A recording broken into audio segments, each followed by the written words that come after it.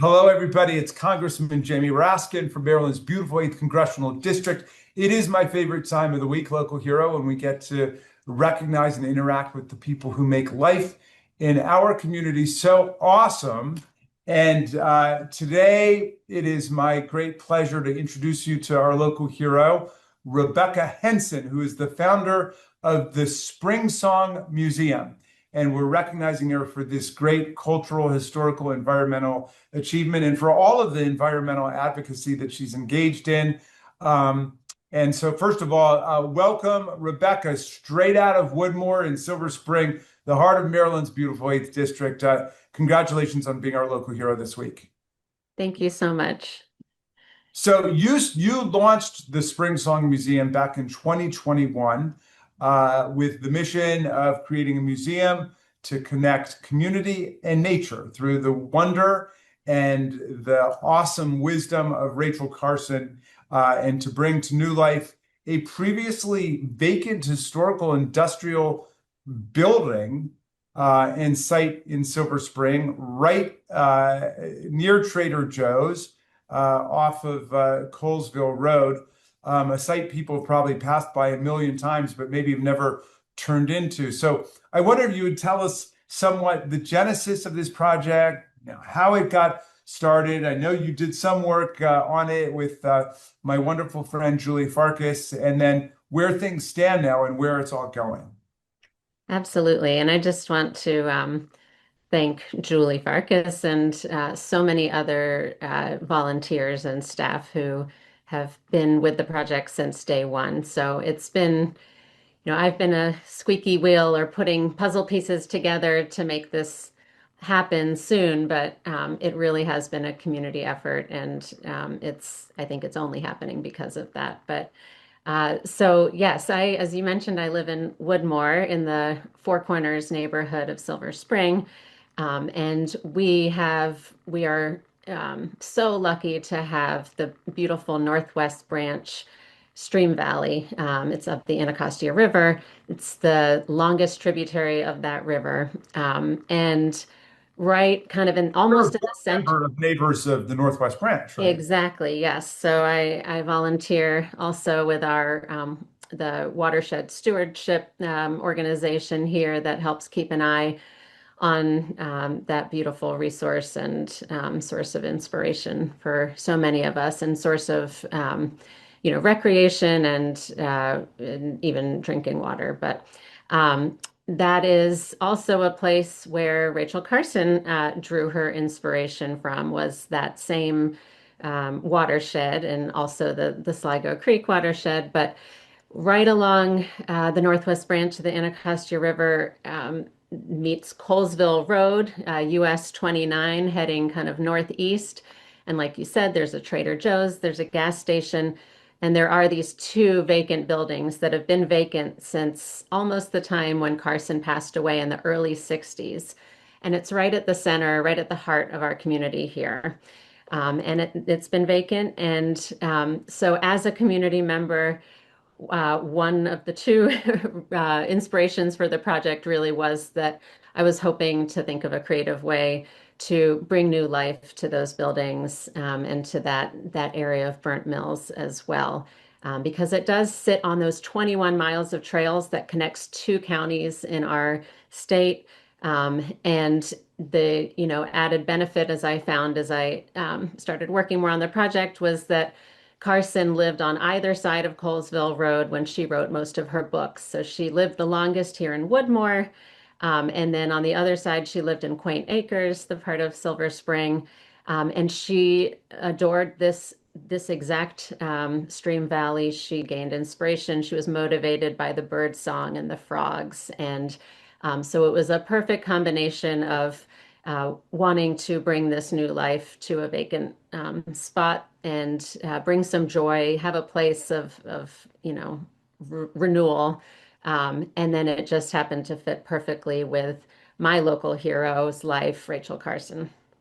All right, so let's get into Rachel Carson a bit.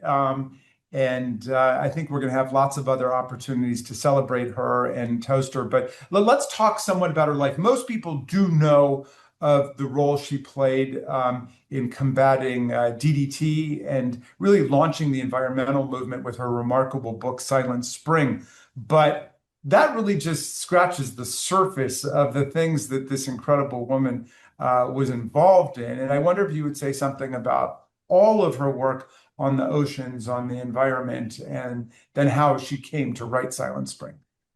Absolutely. Well, for most of her career, she saw herself as a biographer of the sea. She saw her ability as a writer as a way to communicate the science of the oceans, but really the great wonders of our Earth and the sea and the water cycle, all of that. She was a civil servant working, and that's why she moved to Silver Spring, Maryland, in the 30s. She came to work at the U.S. Bureau of Fisheries and then the U.S. Fish and Wildlife Service.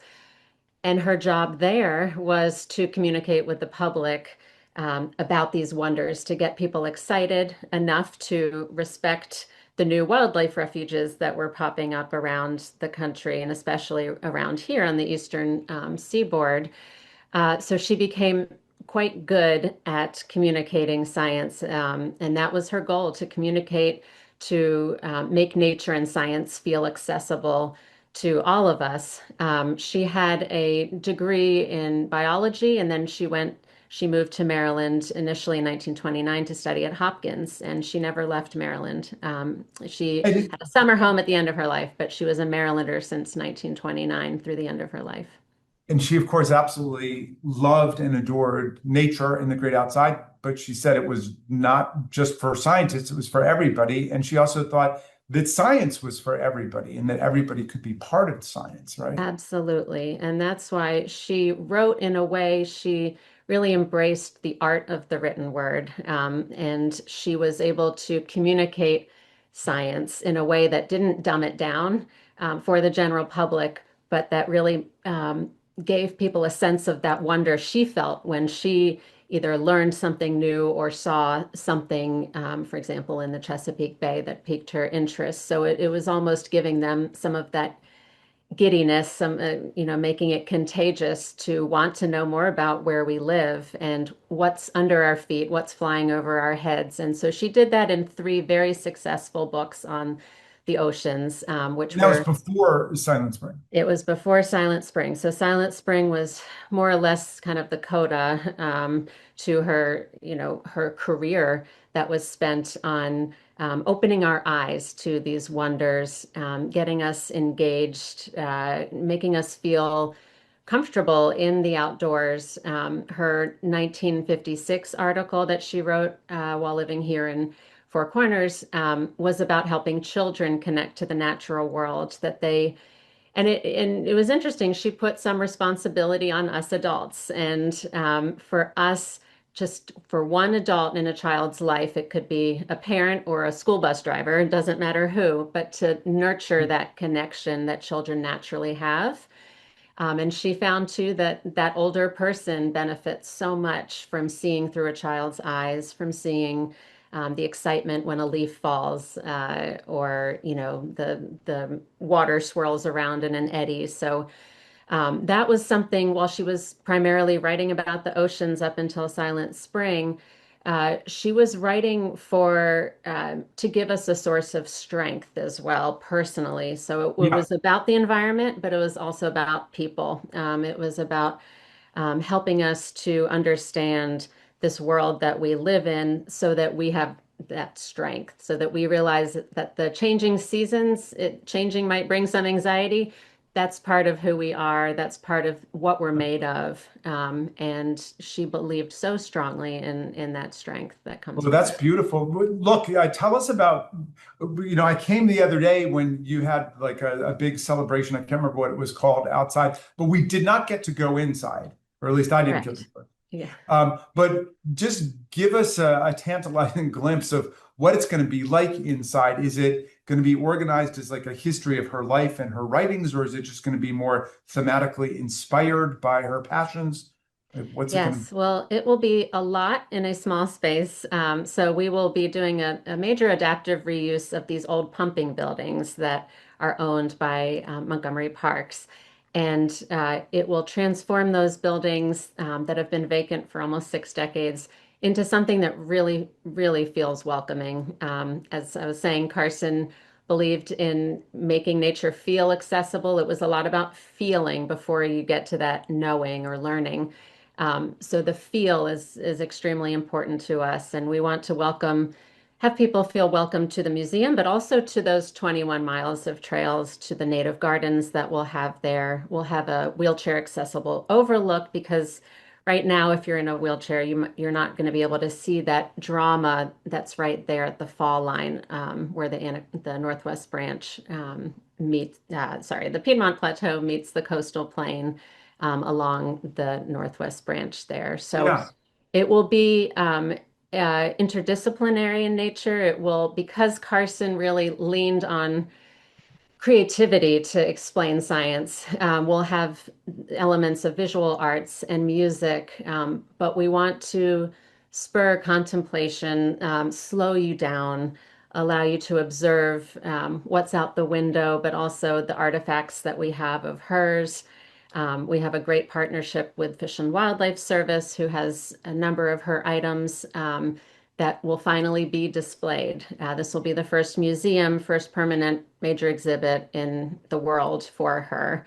And it Which will, is extraordinary given her fundamental importance to our concepts of nature and the environment and the importance of acting both in your personal life, in your political life, your public life to make absolutely. And things happen. And it that's gets going to to the be, why of it. It gets to yeah, what drove her, what was, we consider her the mother of the environmental movement, but where did she find her inspiration? What was her strength? What was she really getting at? And I don't yeah, think a lot of us, at least I didn't know until I jumped into this yeah. 5 years ago, but we will ground people in her work because that was the most important thing to her. And that's what, hopefully touches visitors the most. Well, and it's going to be such a magnificent thing to open up the world of Rachel Carson to, you know, thousands and thousands, hundreds of thousands of young people and children in Montgomery County. I'm sure all the schools will be coming to see the Springsong Museum, and for us to recover really this fundamental but kind of lost um, dimension of what it means to live here. And look, Rachel Carson loved where she lived here in Montgomery County, right? And you've brought in park and planning. They've been so critical, the county council, county executive Elrich, everybody's been really engaged in this. But when we hung out the other day, you told me that you had found, amazingly, a poem, I guess in the archive somewhere, that Rachel had written about Silver Spring, and I wonder if you would read that for us. Absolutely, yes. The archives are at Yale. Some of her papers are at the Beinecke at Yale, with whom we are working on a future partnership so that we can share some of what they have, maybe digitally, so we can look through her letters as part of an exhibit. But they've been wonderful, and there are so many treasures there. There are two books that we think Rachel was working on before she passed away. So she passed away from breast cancer at age 56, living here in Silver Spring. And she said it would be heaven to achieve being able to write this full-length chapter book on wonder, on the importance of us really knowing our world and feeling that awe every day. The other book is more of a question mark. It's a mishmash of poems that she wrote, and she was not necessarily, she didn't think of herself at all as a poet, but some unpublished poems, some other pieces of writing that are in all different forms. But the Yeah. one that And we then came she was a across. great prose stylist whose books are really, enrapturing. But like a lot of great prose stylists, she wasn't necessarily a great poet, but she still loved to do it and it made her feel good, right? Exactly. And I think, she always had a field notebook in her pocketbook or in her pocket. And I think sometimes she would start jotting down what she's observing. and it would turn into something more, in on the pad. And so what we did find was something that we think she was hoping to include in that second kind of question mark book that she was calling Remembrance of Earth. So I can read that if Please. that works. And it's called February 23rd, 1948, Sligo Park. Along the stream, the song of the whitethroats in the snow is so faint, so tentative, a whisper hardly to be heard. Perhaps if one had never heard the full outpouring of his spirit in spring, one would not even notice this dreamy whisper above the trickling of melting snow and the rustle of oak leaves in the wind. The leaves, having lived over winter, recall the beauty and vigor of the great oak trees in summer. And like the stirring of the leaves, the whitethroat song is a whispered memory of the beauty that was, and a hope of spring and love and life to come. That is pretty beautiful. Yeah. It, it A is. dreamy And whisper. I mean, but you can see the naturalist in her coming out too, where she's got it, starts identifying some of the different flora and fauna around her. exactly. And you can't hide it. But, and, Yeah. and she had big thoughts on that, first you feel comfortable in the natural world. You notice the chatty bird or the sound of the water, and you don't have to worry that you don't know the name of the catbird or that it is the Northwest Branch. But once you start to feel comfortable, then you start to wonder, and then that Yeah. wonder takes you to knowledge of the different species. But Well, she like was Rachel enamored with Carson. our beautiful streams here. So Yeah, I've just got to say, like Rachel Carson, you have really helped us to name and identify so much of what is beautiful in the nature that surrounds us here, and to restore the fundamental importance of our forests, our Sligo Creek, our waterways, and um, you're making a huge difference for us too, Rebecca Henson. And I want to thank you for everything you do. I've got a favorite song by REM called Stand, and it basically just says, stand in the place where you live. And I think mhm. of you as someone who really stands in the place where you live, and you bring it alive for other people. You make it so multidimensional and rich, the nature and the community. So thank you. You are our local hero, and you get to have the last word if you'd like to say anything. Oh no, just thank you. And I feel so lucky to live in this district, in this part of the country, where there is something to notice all the time under our feet, above our heads, and we are not alone. We're part of this incredible living world. So thank you.